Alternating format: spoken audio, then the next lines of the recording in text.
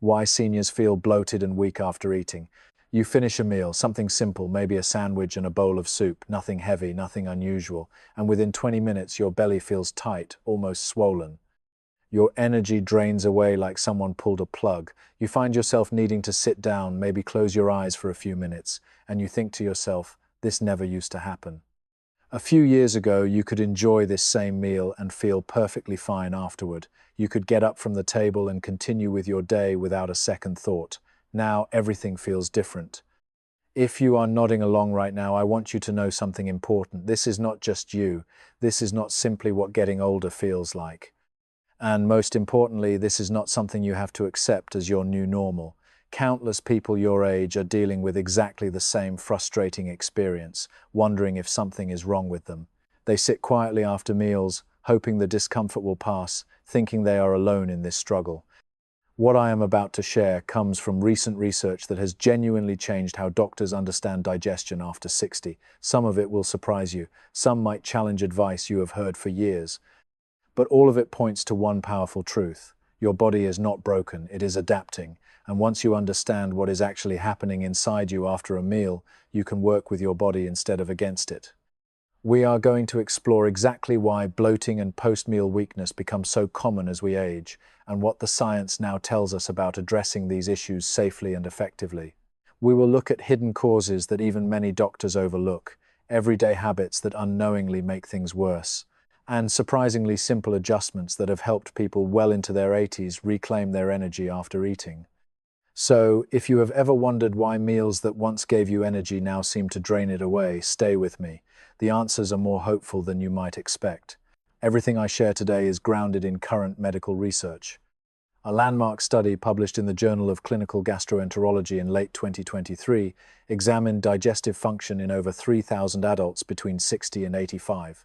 What researchers found challenged several long-held assumptions about aging and digestion. Additionally, work from the Mayo Clinic and Stanford University has shed new light on something called postprandial hypotension, the technical term for that weakness and fatigue many seniors experience after eating. Doctors now realize this is far more common than previously documented, affecting up to 1 in 3 adults over 70. That is a staggering number when you think about it. What surprised researchers most was how interconnected these symptoms are. The bloating, the fatigue, the mental fogginess, these are not separate problems requiring separate solutions. They are different expressions of the same underlying changes happening in your body, and that is actually good news, because addressing the root causes can improve multiple symptoms at once. Let me paint a picture that might feel familiar. You are at a family dinner. The food is wonderful. You eat a reasonable portion, nothing excessive. But halfway through, you start to feel that tightness across your midsection. Maybe you discreetly loosen your belt. By dessert, you are fighting to stay alert. Your grandchildren are talking, but their words seem filtered through a fog that was not there an hour ago. Later, when everyone else is clearing the table and laughing in the kitchen, you find yourself in a chair, unable to summon the energy to join them, and you wonder, when did eating become so exhausting?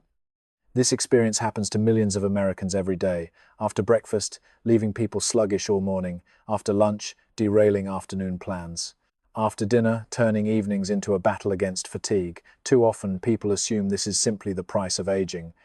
But here is what research now shows us. While certain digestive changes are natural parts of aging, the severity of symptoms many people experience is not inevitable. It results from specific, identifiable factors that can be addressed. Let us understand what actually changes in your digestive system after 60. Your stomach produces less hydrochloric acid than when you were younger. By age 70, many people produce only about half the stomach acid they produced at 30. This matters enormously because stomach acid is the first step in breaking down proteins and preparing nutrients for absorption. When acid levels drop, food sits in your stomach longer, fermenting and producing gas, creating that bloated feeling. At the same time, the muscles that move food through your digestive tract slow down. Think of it like a conveyor belt that used to run at full speed, now moving at half pace. Food lingers longer at every stage, giving bacteria more time to ferment carbohydrates and produce gas. The community of bacteria living in your gut also shifts as you age. Research from University College Cork found that adults over 65 typically have less diversity in their gut bacteria. Certain beneficial strains decline while others, including some that produce more gas, become more prominent. This microbial shift directly contributes to bloating and nutrient absorption problems. Now, here is where weakness and fatigue come in. After you eat, your body redirects blood flow toward your digestive system. This is normal and necessary. Your gut needs extra blood to process nutrients. In younger people, the cardiovascular system compensates automatically, maintaining stable blood pressure throughout the body. But as we age, this compensation becomes less efficient. Blood pressure can drop in other parts of the body, including the brain, while digestion is happening. This is postprandial hypotension, explaining why you might feel dizzy, weak, or mentally foggy after eating. Your brain is temporarily receiving less blood flow. It is not imagination, it is physiology. Add to this the natural loss of muscle mass that occurs with aging, called sarcopenia. With less muscle tissue, your body stores less glycogen, the quick-release energy your muscles use between meals. Your muscles also become less efficient at extracting glucose from blood, so even when you eat adequate food, your muscles may not be getting the energy they need. Now, I know what some of you might be thinking. You have tried to address these issues. You walk every day. You eat what you have been told is a healthy diet. Maybe you have cut back on portions or added more vegetables, yet the bloating persists. The weakness remains, and you wonder what you are doing wrong. Here is the truth that took researchers years to understand. The standard advice about diet and exercise was developed primarily for younger bodies. It does not account for the specific changes that happen after 60. Walking is excellent for cardiovascular health and mood, but it does not address reduced stomach acid or an imbalanced microbiome. Eating more vegetables is generally wise, but certain high-fiber foods can actually worsen bloating in seniors with compromised digestion. This is not about personal failure. This is about needing different strategies for a different phase of life. Once you understand what your body actually needs now, the path forward becomes clearer. Let me share the 4 most significant factors contributing to post-meal bloating and weakness in adults over 60. Number 4 is eating too quickly and at the wrong times. This sounds basic, but the impact is profound. When you eat quickly, you swallow air along with food. This air contributes directly to bloating. But there is a deeper issue related to your digestive system's preparedness. Your body needs time to prepare for a meal. When you smell food cooking, when you see a plate being prepared, your digestive system begins releasing enzymes and increasing stomach acid. This is called the cephalic phase of digestion, like warming up an engine before driving. Research from the Cleveland Clinic found that adults who ate within 10 minutes of deciding to eat experienced significantly more digestive symptoms than those who had a longer anticipation period. The difference was particularly pronounced in adults over 65. Additionally, the timing of meals relative to your body's natural rhythms matters. Your digestive system follows circadian patterns. Stomach acid production and gut motility peak in mid-morning and early afternoon, declining by evening. This is why many seniors find that eating a large dinner now causes the most problems. Their digestive system is being asked to do heavy work during its off hours. What helps is taking time before meals, even 5 minutes of calm anticipation. Sit down, look at your food, breathe slowly, chew each bite thoroughly. Consider shifting your largest meal earlier in the day.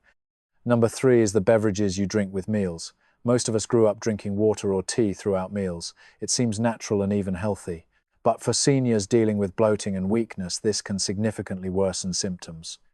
When you drink large amounts of liquid with your meal, you dilute the stomach acid that is already in short supply.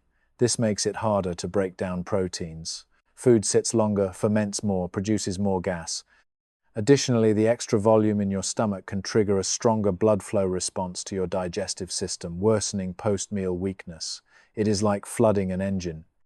Research from Johns Hopkins recommends that older adults limit beverages to small sips during meals, perhaps 4 to 6 ounces maximum, and do most hydration between meals.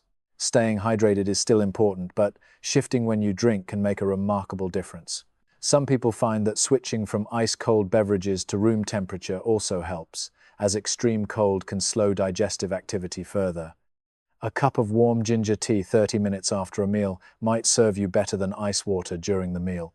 If you have been finding this information helpful, I would appreciate it if you would take a moment to hit that like button.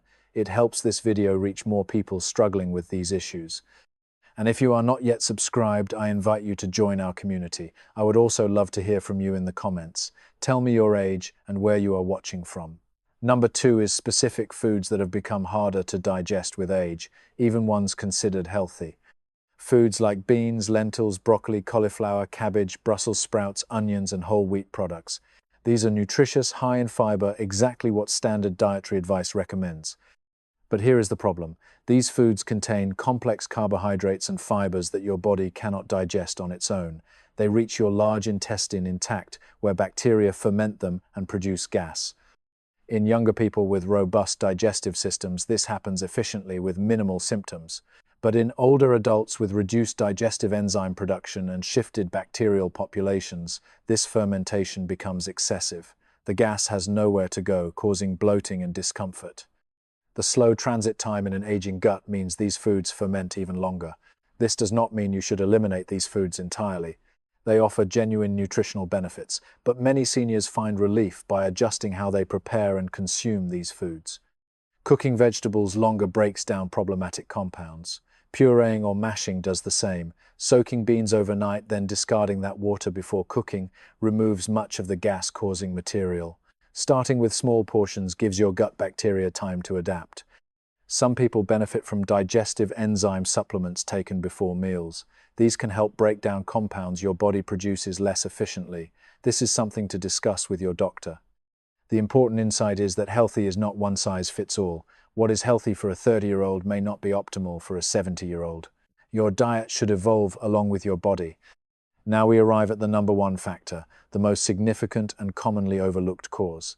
This affects nearly every aspect of how your body handles food, yet rarely gets the attention it deserves. The number 1 cause is the cumulative effect of reduced stomach acid combined with certain common medications. As I mentioned, stomach acid naturally decreases with age, but here is what many people do not realize. A significant percentage of adults over 65 take medications that further reduce stomach acid, often without understanding the consequences. Proton pump inhibitors, medications like omeprazole and lansoprazole, are among the most commonly prescribed medications in America. They are used for acid reflux, heartburn, and ulcer prevention. For acute conditions, they can be genuinely helpful. But here is what research has discovered. Long-term use in older adults significantly impairs nutrient absorption, particularly of vitamin B12, iron, magnesium, and calcium. Vitamin B12 deficiency alone can cause fatigue, weakness, cognitive difficulties, and nerve problems. These are often the exact symptoms people attribute to aging or to their meals. A comprehensive review in the American Journal of Gastroenterology found that adults over 60 who used proton pump inhibitors for more than 1 year had significantly higher rates of nutritional deficiencies, muscle weakness, and post-meal symptoms. I want to be clear, I am not suggesting anyone stop their medications without guidance. If your doctor prescribed these drugs, there was a reason. But I am suggesting having a conversation about whether you still need them, whether the dose could be adjusted, or whether alternatives might work. Many people start taking acid-reducing medications for a temporary problem and continue for years out of habit. Others take over-the-counter versions long-term without realizing potential consequences. The paradox is this. Many people take these medications because of heartburn and reflux, but for some older adults, these symptoms are actually caused by too little stomach acid, not too much. When acid is low, food does not digest properly. It ferments, producing gas that puts pressure on the valve between stomach and esophagus, pushing acid upward. The person takes acid-reducing medication, which makes the underlying problem worse, creating a cycle that is difficult to break. This is why some gastroenterologists now more carefully evaluate older patients with reflux, looking for signs of low stomach acid rather than automatically assuming acid is too high. Beyond medications, other factors further reduce stomach acid. Chronic stress reduces acid production, so does eating in a rush or while distracted. Zinc deficiency, common in older adults, impairs acid production. Even not chewing thoroughly can reduce the stomach's acid response. What can be done? First, work with your healthcare provider to review all medications, prescription, and over-the-counter. Ask about anything affecting stomach acid. If you have been on acid-reducing medications long-term, ask whether gradual reduction might be possible. Some providers recommend supplementing with betaine hydrochloride, which supports stomach acid levels. This is not appropriate for everyone, particularly those with ulcers, so professional guidance is essential. Supporting natural acid production is equally important. Reducing stress around meals, eating slowly, chewing thoroughly, and ensuring adequate zinc intake all help. Some find that a small amount of apple cider vinegar diluted in water before meals helps, though this is not right for everyone. Addressing nutrient deficiencies is also crucial. If you have been taking acid-reducing medications for years, having your B12, iron, and magnesium levels checked is wise. Deficiencies can develop over months or years without obvious symptoms. I want to offer some reassurance. If what I have described sounds overwhelming, please know this is not about blame. The medications you have taken were prescribed for good reasons. The dietary choices you made followed the best advice available. None of this is your fault. What matters now is understanding and moving forward. The body is remarkably resilient even after 70 or 80 years. I have seen people make adjustments and experience genuine improvement within weeks. Not a return to being 30, but meaningful improvement in comfort and energy that changed their quality of life. They could enjoy meals with family again without dreading what comes afterward. Your digestive system can adapt, your energy can improve. The bloating does not have to be permanent. Small changes made consistently accumulate into significant results. Some practical guidance for moving forward. Eat when calm, not rushed. Take time to sit down, breathe, let your body prepare. Chew each bite thoroughly. Make meals last at least 20 minutes. Include protein at every meal as it stimulates stomach acid production. Consider whether certain foods consistently cause problems. Cook vegetables well rather than eating them raw. Choose ripe fruits. Favor foods that are easy to break down. Shift most fluid intake to between meals. Avoid ice-cold drinks with food. Consider warm ginger or peppermint tea after meals instead. Smaller, more frequent meals may suit your digestive system better than 2 or 3 large ones. Make your largest meal earlier in the day. Give yourself at least 3 hours between eating and lying down. A slow walk of 10 or 15 minutes after eating helps with digestion and blood pressure regulation.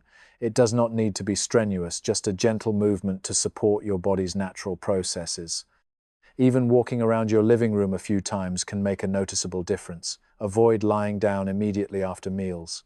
Work with your healthcare team. Review medications periodically. Request nutrient testing. Discuss appropriate supplements for your situation. Be patient and observant. Notice how different foods and timing affect you. Keep a simple journal if it helps identify patterns. Write down what you ate and how you felt afterward. Over time, you will start seeing connections that were not obvious before. Your body will teach you what it needs if you pay attention. The bloating and weakness you experience after eating are not simply the price of aging. They are signals from your body with identifiable causes. Your digestive system has changed, but it has not stopped working. It is asking for different support than before.